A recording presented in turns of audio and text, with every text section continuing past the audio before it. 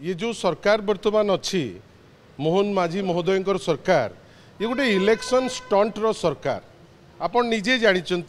जे जन्माष्टमी आज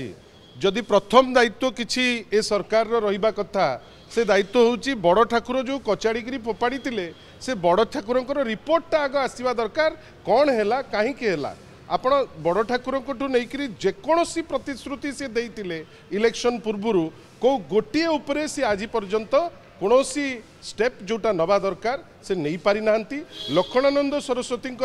केस रे भी जेहेतु सी इलेक्शन स्टंट बेला व्यवहार करते आज पर्यंत जेमती रत्नभंडार उपरे किछि करि पारले नाही, जेमती भरतपुर उपरे किछि करि पारले नाही, जेमती से माने आपणकर अन्यान्य जेकोसी केस कहते पीयू कथा कहतु